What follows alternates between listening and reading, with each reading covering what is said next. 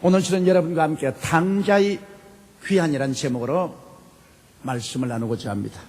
아버지의 권위와 규율이 싫어서 그것을 벗어나 먼 나라로 가서 술과 여자와 도박과 쾌락으로 재산을 다 날리고 처참하게 궁핍하게 되자 나중에는 구복을 채우기 위해서 돼지 치는 가장 천한 노동자로 전락한 한 귀동자가 깊이 깨닫고 아버지의 권위와 규율이 결코 고난을 주려는 것이 아니라 참 행복을 주기 위한 것이라는 것을 깊이 이해하고 회개하며 돌아왔을 때 아버지가 뜨거운 마음으로 이 아들을 영접해서 다시 옛날 지위를 복구해 주었다는 이야기를 통해서 예수님께서 우리들에 대한 하나님의 사랑과 섭리를 아름답게 표현해 주고 있습니다. 이 말씀을 통해서 오늘 우리는 하나님 앞에 어떠한 존재며 어떻게 살아야 할까?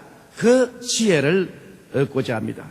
첫째로 이 이야기가 기록된 것은 인류의 창조와 타락에 관한 것을 비유적으로 주님이 보여주신 것입니다. 아버지가 그늘이는 농촌에 아버지가 자녀들을 돌보아준다. 그 아버지가 권위를 가지고 아버지의 규율하에 있을 때는 아버지가 무엇을 먹을까, 무엇을 입을까, 무엇을 마실까, 어떻게 살까 하는 것을 다 돌봐주고 자식들의 행복을 위해서 최선을 기울여주는 아버지다. 이것을 보여주는 귀한 말씀입니다.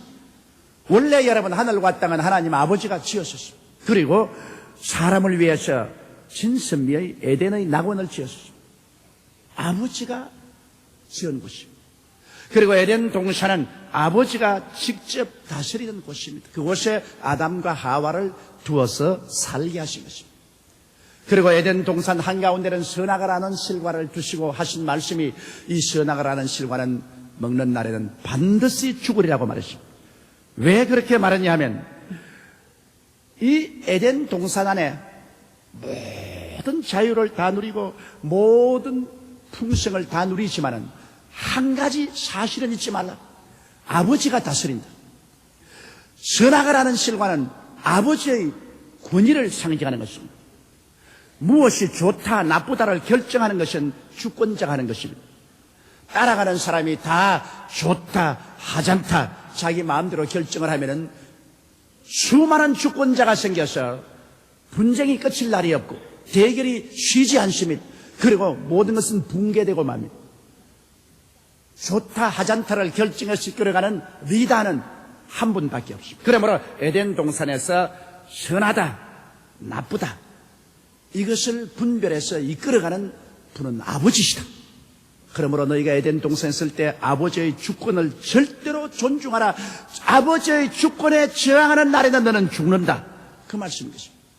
그러므로 에덴 동산에서 아버지의 주권에 절대 복종하며 아버지에게 믿고 순종하는 그 규율을 지켜야 그곳에 살 수 있는 것입니다. 이것이 바로 하나님의 섭리였습니다. 그러나 아담과 하와는 마귀의 꿰매 빠져가지고서 그 아버지의 주권에 대해서 저항을 했습니다. 아버지의 주권이 귀찮다고 생각했습니다. 자기 마음대로 살면 되는데 왜 아버지가 우리를 대신해서 리더를 하느냐, 선악을 판단해 주느냐. 나도 선악을 판단하고 내 마음대로 살아야지. 그렇다면 에덴 동산의 주권자가 둘이가 된 것입니다. 그러면 아버지가 이제는 이끌어갈 수가 없습니다. 그런데 그들은 그에 대해서 불평을 말했습니다. 우리 스스로의 운명은 우리가 결정해야지. 우리가 선악을 판단하고 아버지의 규율을 지킬 필요가 없느냐. 그래서 아버지의 주권에 반항했습니다. 선악과를 따먹었습니다. 에덴 동산의 규율을 어겼습니다. 그리고 아버지를 그들의 생애 속에 쫓아내버리고 먼 나라로 떠났습니다. 이 탕자가 아버지의 권위와 아버지의 규율이 싫어서 내게 속한 분깃을 내게 주소서 아버지의 재산을 받아가지고는 먼 나라로 떠났습니다. 그것은 아버지의 권위가 없는데 아버지의 규율이 그에게 없는 곳으로 멀리 떠나버리고 말한 것입니다. 이것이 바로 그의 인생 행로의 비극의 출발인 것입니다. 먼 나라 즉 아버지가 없는 나라, 아버지의 기율이 미치지 않은 나라로 떠난 탕자는 곧장 가서 허랑방탕을 했습니다. 그는 가자마자 술과 여자와 도박과 쾌락에 거의 온 몸과 마음을 내어 던져버렸습니다. 아버지가 돌보지 아니하고 기율이 없는 곳에 절제 없는 방탕을 계속했습니다. 그 결과로 나중에는 모든 것이 다 없어지고 기근이 다가오고 비참하게 되지 아니할 수가 없는 것입니다. 여러분, 마귀의 꾀임에 빠진 아담은 이와 같이 하나님의 권위와 법을 무시하고 인본주의적 독립을 선포하고 하나님을 저버린 나라, 먼 나라로 떠나버리고 말한 것입니다. 오늘날 예수를 믿지 않고 하나님을 모르는 사람들은 모두 다 먼 나라에서 지금 살고 있는 것입니다. 하나님의 나라가 아닌 먼 나라로 떠나버리고 그곳 삽니다. 하나님의 권위도 인정하지 아니하고 하나님의 법도 인정하지 않습니다. 그 먼 나라에는 이기주의와 탐욕과 정욕의 노예가 되어서 삽니다. 그 결과로 아담과 하와이 오늘날 하나님 없는 나라, 하나님의 기율을 저버린 백성들이 사는 삶은 바로 기근의 삶인 것입니다. 여러분, 이 인생 생활에 참으로 만족하고 행복하고 부유함이 있는 곳이 어디에 있습니까? 가는 곳마다 의의 기근이 있습니다. 죄악이 꽉 들어차서 아무리 질서를 지키려고 해도 죄악이 그것을 다 파괴합니다. 의의 기근은 오늘날 온 세계 각지에 처치해 있습니다. 거기에다가 거룩함의 기근이 있습니다. 더러움이 오늘날 이 세상에 꽉 들어차 있습니다. 처치해 생각이 더럽고 말이 더럽고 행동이 더럽고 생활이 더럽습니다. 그러므로 거룩함의 기근이 이 세상에 꽉 들어차 있습니다. 사랑의 기근은 말로 다 할 수 없습니다. 사람들이 사랑하지만은 이것은 부패된 이기주의적인 사랑을 말합니다. 내게 속한 분깃을 내게 주소서, 내게 주소서. 자기에게 달라고 하는 사랑은 그건 탕자의 사랑이지 진실한 사랑이 아닙니다. 하나님이 세상을 이처럼 사랑하사 주셨으니 독생자를 주기까지 주는 사랑이 이게 하나님의 사랑인 거죠. 그런데 오늘날 하나님을 떠난 사람들의 전형적인 모습이 사랑의 기근인 것입니다. 사람들은 주려고 하지 않습니다. 무엇인지 내가 소유하고 내 손에 쥐기만 하는 것입니다. 그렇기 때문에 언제나 가정이 불안합니다. 시어머니와 며느리의 암투가 끝이지 아니하고 부모 자식 간의 암투도 있습니다. 부부 간의 투쟁도 있습니다. 형제 간의 싸움도 있습니다. 이웃 간의 끊임없는 대결이 있습니다. 이것은 바로 사랑의 기근인 것입니다. 거기에다가 믿음의 기근이 있습니다. 서로 속이고 속으니까 누가 신뢰할 수 있나요? 소망의 기근이 있습니다. 사람이 사는 것이 뭡니까? 매일같이 먹고 자고 깨고 살아보겠다고 애를 쓰다가 한 줌의 흙으로 돌아가는 것입니다. 이러므로 대개 40대 이후의 남녀들은 인생의 허무에 빠집니다. 그렇게 살아보겠다고 애를 쓰다가 40대 이후가 되고 50이 되니 친구들이 한두 사람 순식간에 이 세상을 작별해 갑니다. 그러면 마음에 찬바람이 붑니다. 사는 것이 무엇인가? 도대체 살아가려고 애를 쓰는 것이 무엇인가? 그렇게 살겠다고 아득바득 애를 쓰더니만 순식간에 사라져서 한 줌의 흙이 되고 마는 것이니 도대체 인생이 무엇인가? 그와 같은 소망의 기근이 꽉 들어찹니다. 건강의 기근도 있죠. 스트레스로 몸부림치는 오늘의 삶의 경쟁 속에 사람들은 마음도 몸도 병들어갑니다. 물질의 기근도 있습니다. 잘 살아보려고 하는데 그렇게 살기가 힘이 듭니다. 먹고 있고 마시는 그 자체가 얼마나 힘이 드는 일인지 모릅니다. 거기에다가 가장 큰 기근은 영생의 기근인 것입니다. 생명을 잃어버리고 사는 것입니다. 오늘날 하나님의 권위를 저버리고 하나님의 법을 저버리고 그래서 인본주의로 자기 마음대로 절제 없이 사는 삶 속에 다가오는 것은 오직 절망적인 기근밖에 없는 것입니다. 그러므로 이 젊은 청년은 기근에 처하자 이제는 올 때 갈 데 없어 가장 천한 직업인 돼지를 치는 노동자로 전락해버리고 말한 것입니다. 가장 인간은 천해질 수 있고 비참해질 수가 있는 것입니다. 이 교훈에서 우리가 받아야 될 지혜가 있습니다. 왜냐하면 하나님의 절대 주권과 권위를 무시하고 하나님의 계명을 저버릴 때는 우리는 타락하기 시작한다는 것입니다. 자제력을 잃어버린 것입니다. 하나님의 권위가 귀찮아 보이고 하나님의 계명이 우리의 발에 걸림돌이 된다고 생각하지만은 이 권위와 이 하나님의 계명이 있기 때문에 우리가 하나님 나라에서 자제력을 가지고 살 수 있으며 하나님의 축복 속에 살 수 있게 되는 것입니다. 이기주의와 탐욕과 세속이 들어오면 육신적으로 방종하게 되는 것입니다. 육신적으로 방종하게 되는 사람치고 기근이 안 다가오는 사람이 없습니다. 육신의 방종은 반드시 우리의 모든 자원을 고갈시키고 우리에게 기근을 가져오게 되는 것입니다. 여러분 마음속에 지금 기쁨이 있습니까? 평안이 있습니까? 소망이 있습니까? 믿음이 있습니까? 사랑이 있습니까? 이런 것들이 사라지고 그 대신 고통이 다가오는 생활을 하고 있다면 여러분은 벌써 타락하기 시작했다는 것입니다. 여러분의 생활의 어느 부분에 하나님의 권위를 발길로 차버리고 하나님의 계명을 저버리고 나의 인본주의로 이기주의와 탐욕과 세속으로 살게 되면 반드시 거기에는 기근과 고통이 다가오게 되고 마는 것입니다. 그래서 기근과 고통이 다가오는 삶 속에 떨어지게 될 때는 벌써 타락의 길이 시작했다는 것을 알아야 됩니다. 성경에는 말세에는 이와 같이 하나님의 권위를 저버리고 계명을 저버리고 이기주의와 탐욕과 세속 속에 살면서 수많은 고통을 당할 것을 예언하고 있습니다. 디모데후서 3장 1절 5절에 내가 이것을 알라 말세에 고통하는 때가 이르리니 사람들은 자기를 사랑하며 돈을 사랑하며 자긍하며 교만하며 회방하며 부모를 거역하며 감사치 아니하며 거룩하지 아니하며 무정하며 원통함을 풀지 아니하며 참수하며 절제하지 못하며 사나우며 선한 것을 좋아 아니하며 배반하며 팔며 조급하며 자고하며 쾌락 사랑하기를 하나님 사랑하는 것보다 더하며 경건의 모양은 있으나 경건의 능력은 부인하는 자니 이 같은 자들에게서 내가 돌아서라고 말하고 있는 것입니다. 하나님의 권위를 저버리고 계명을 저버리면 바로 이 고통하는 시대 속에서 하게 되고 이 고통이 영혼 속에 들어가서 영혼을 뒤흔들기 시작하는 것입니다. 그러면 두 번째 이 젊은 청년은 어떻게 했을까요? 그는 회개했다는 것입니다. 아버지의 권세와 아버지의 계명을 저버리고 무한정 타락한 그 사람도 회개하고 돌아온다는 것. 이 사람은 생각하기를 와, 나는 이제 여기 굶어 죽는데 우리 아버지 집에 있을 때는 참 좋았다. 거기에는 아버지를 섬기는 날품팔이라도 먹고 있고 마시는 것이 풍족했다. 지금 생각해보니 아버지가 참 좋은 아버지였다. 그리고 아버지의 권세와 계명은 나의 행복을 위해서 있는 것이었지 나를 괴롭히려고 있는 것이 아니었구나.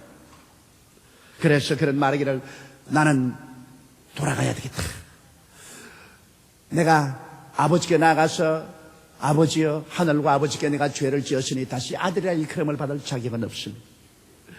나를 날품팔이 꾼 중에 한 사람으로 고용하여 주시옵소서.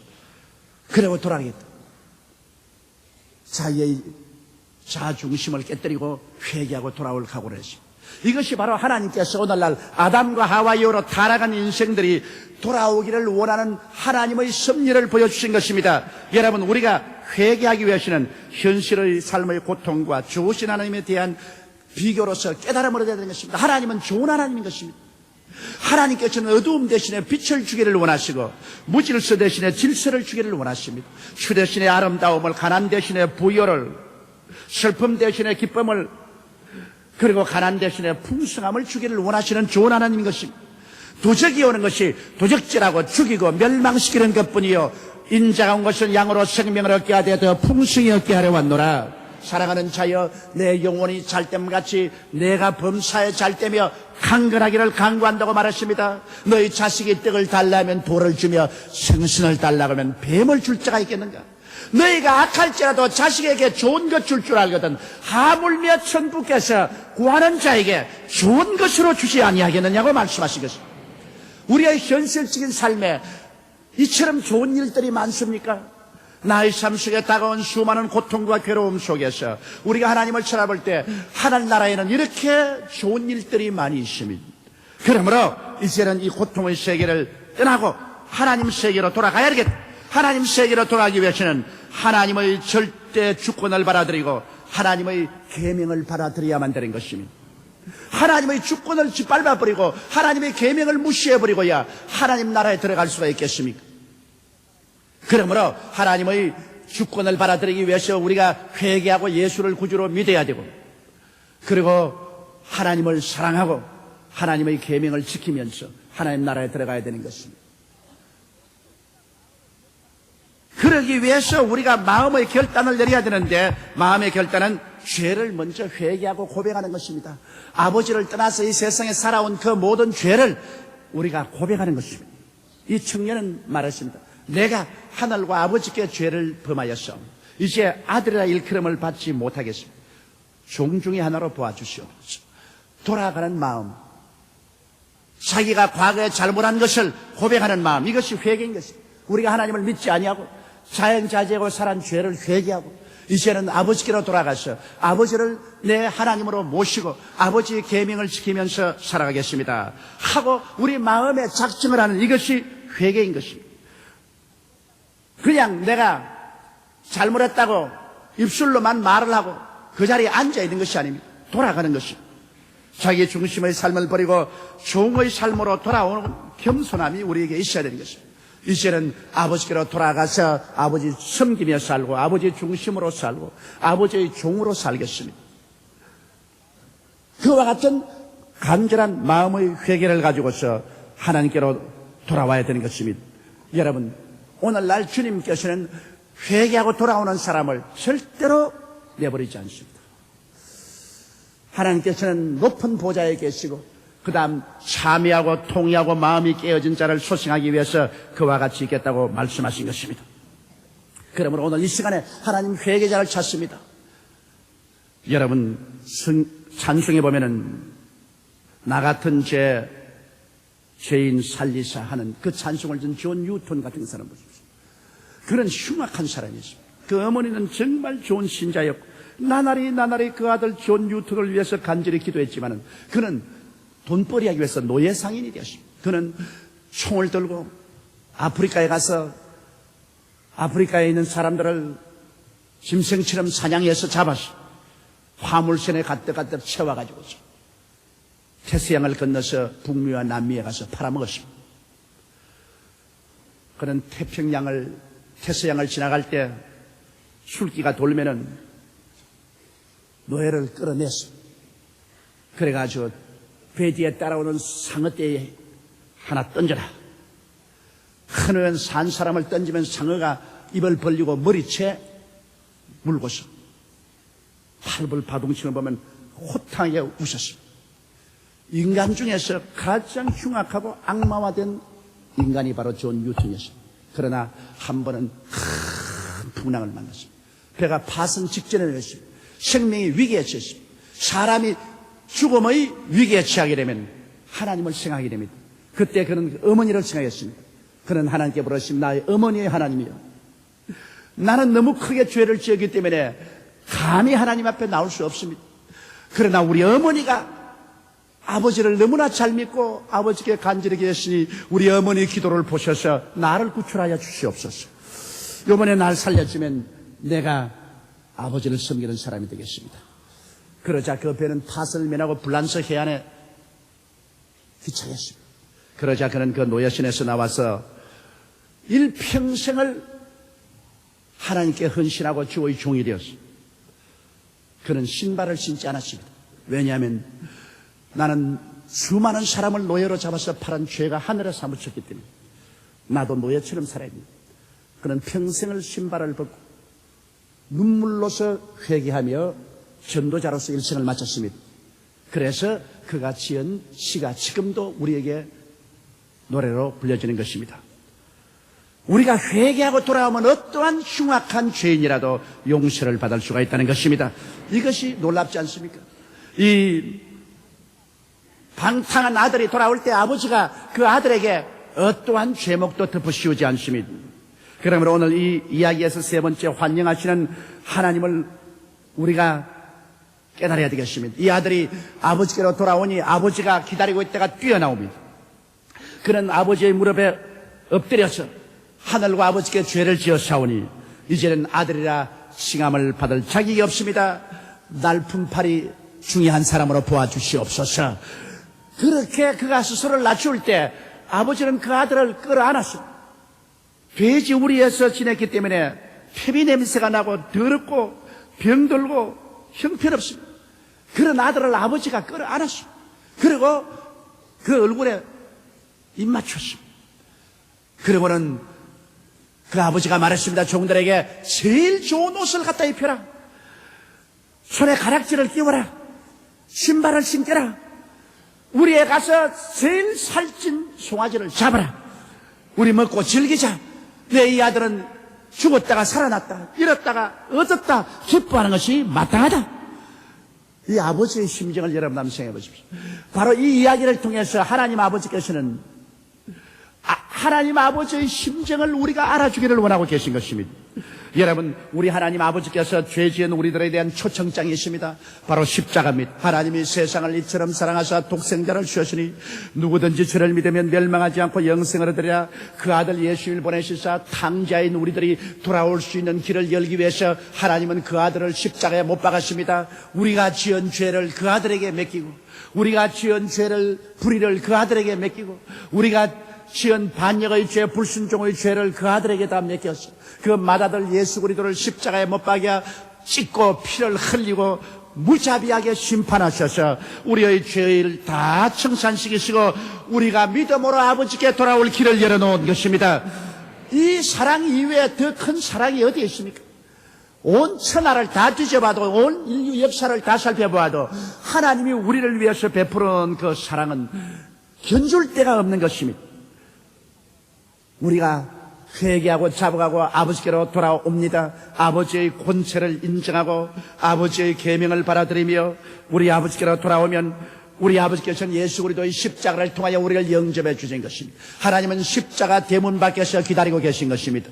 예수님의 피가 철철 흐른 그 십자가 대문에서 우리 하나님께서는 탕자가 된 우리들이 돌아가기를 밤낮으로 기다리고 계신 것입니다. 성령을 보내셔 우리를 권면하고 계신 것입니다. 우리가 회개하고 돌아오면 하나님 뭐라고 말하냐입니까? 천사들로 말합니다. 빨리 저 더러운 죄의 누더기를 벗겨라. 그리고 내 아들 예수가 피로 씻어 만든 의의 옷을 입혀라. 우리는 아무 공로가 없는데 우리의 죄의 누더기를 벗겨주시고 예수 그리스도의 피로 값주고 산 의의 옷을 입혀서 우리를 하여금 용서받은 의인으로 만들어주고 마는 것입니다.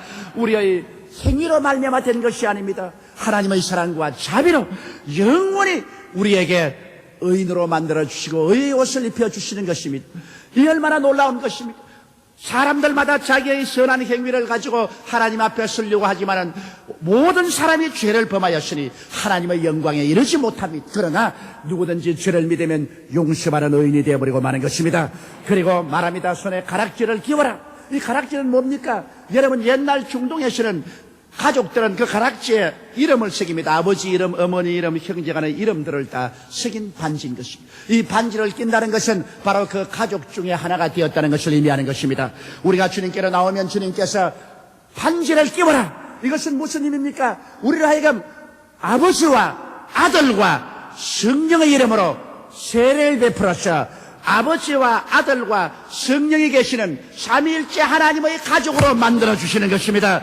그리고 아버지와 아들과 성령의 영인 성령으로 인을 쳐주시는 것입니다. 그래서 우리는 보통 사람도 아니요 천사도 아니요 바로 아버지와 아들과 성령이 계시는 삼위일체 하나님의 가정의 자녀가 되어버리고 마는 것입니다. 반지를 끼워라. 이 얼마나 놀라운 것입니까? 이 세상의 천사도 아버지와 아들과 성령의 이름으로 세례 못 받습니다. 오직 회개하고 들어오는 죄인은 성부와 성자와 성령의 이름으로 세례 받는다는 것은 아버지의 나라에서 태어난다, 그 말인 것입니다.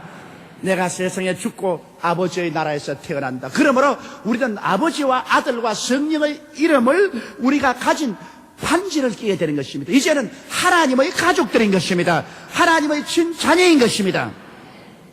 옆에 있는 사람이가 당신은 하나님의 친자녀입니다. 그렇게 말씀합니다. 우리는 반지를 끼고 있습니다. 그리고는 신발을 갖다 신겨라. 성경은 복음의 평안을 예비한 신을 신기신다고 말했는데 맨발로 인생을 걸어가는 것은 피투성이가 되는 것입니다. 발이 갈기갈기 찢어지는 것입니다. 걸레처럼 되는 것입니다. 발이라는 것은 인간의 삶의 행위를 말하는 것입니다. 이 세상에 살기 위해서 인간의 수단과 방법으로 노력할 때 발이 갈기갈기 찢어지는 고통을 당합니다. 그러나 이제는 말합니다. 신발을 갖다 신겨라. 이제는 은혜로 살라. 하나님이 예비한 신발을 신기고 하나님의 축복으로 살아서 행위의 고통을 다하지 않고 살게 하라. 평안의 예비한 신발을 신겨라. 내가 모든 삶을 다 예비해 놓았으니 이제 나를 믿고 평안하게 인생을 살아가도록 하라. 할렐루야. 아버지께로 돌아왔으니 이제 아버지가 돌봐주는 것이죠. 내가 내 운명을 돌봐주지 않습니다. 아버지 슬하에 있을 동안에는 아버지가 무엇을 먹을까, 무엇을 입을까, 무엇을 마실까, 어떻게 살고를 다 예비해 놓았습니다. 그 믿음으로 그 신발을 신고 살아가면 우리는 평안하게 살아갈 수가 있는 것입니다. 그리고 아버지는 말했습니다. 살찐 송아지를 잡아라. 때때 말라 병들어 팔 수도 없는 송아지를 잡아라. 그렇게 말하잖아요. 살찐 송아지를 잡아라.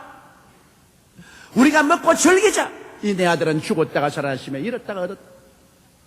우리 하나님께서는 여러분과 제가 하나님께로 돌아오면 우리에게 살찐 송아지를 잡기를 원하시는 것입니다. 우리 하나님 아버지께서는 기근에 취한 우리들의 마음속에 살찐 평안을, 살찐 기쁨을, 살찐 사랑을, 살찐 믿음을, 살찐 소망을, 살찐 의를 허락하여 주시기를 원하시는 것입니다. 풍성하게 주시기를 원하는 것입니다. 야훼는 나의 목자시니 내게 부족함이 없으리로다. 내 잔이 넘치나이다. 우리 하나님은 좋은 하나님입니다. 살찐 송아지를 잡기를 원하지. 염소 새끼 한 마리도 안 주는 그러한 하나님이 아니신 것입니다. 우리 하나님이 좋은 하나님인 것을 알아야만 되는 것입니다. 그리고 우리가 먹고 즐기자고 말한 것입니다. 우리 하늘나라는 언제나 잔치입니다. 하나님 아버지와 그 아들 예수와 성령과 함께 우리는 구원받은 그 기쁨의 잔치 속에 살아야 될 것인 것입니다. 이러기 위해서 우리가 하늘나라에 들어왔으면 이제부터는 아버지의 권위를 절대로 인정해야 되는 것입니다. 하늘과 땅과 세계와 그 가운데 모든 것을 지으신 유일무이한 주인 되시는 절대 주권자 아버지를 중심으로 모시고 내 중심으로 살지 않고 그 다음에는 아버지의 기뻐하시는 계명을 지키고 살아야 되는 것입니다. 아버지의 법을 지키고 살아야 됩니다. 그럴 때 아버지 나라에서 우리는 평안하게 살고 아버지의 큰 은총 속에 살며 우리의 모든 삶을 하나님 아버지께서 친히 돌보아 주시는 것입니다. 아버지가 친히 돌봐주는 그 세계 속에 들어와서 사십시오. 아버지가 돌봐주는 세계는 아버지의 주권이 확실히 성립되고 아버지의 계명이 있는 세계인 것입니다. 그것이 귀찮다고 생각하지 마십시오. 그것을 떠난 곳에는 오직 방탕과 기근밖에 없는 것입니다. 우리 고개 숙여 기도드리겠습니다. 전능하시고 거룩하신 우리 아버지 하나님, 우리는 다 우리 조상 아담과 하와의 혈통을 통해 태어나서 탕자로서 살았습니다. 아버지의 주권도 인정하지 않냐고 계명도 저버리고 이기주의와 탐욕과 쾌락주의의 노예가 되어 온 세상의 기근을 다 체험하면서 살아오고 있습니다. 행복도 기쁨도 소망도 믿음도 사랑도 없이 살아왔습니다. 내 아버지 하나님이시여 탕자의 삶을 이제 저버리고 우리 성령님의 인도를 쫓아 아버지께로 다 돌아왔고 또 돌아오기를 원하옵나이다. 십자가의 보혈을 통해서 돌아와서 아버지 중심으로 서고 그 계명을 지키며 하나님을 섬기고 살찐 송아지를 먹으며 잔치하는 곳에서 사는 우리들이 다 되게 도와주시옵소서. 우리 주 예수님 이름으로 기도드리옵나이다. 아멘.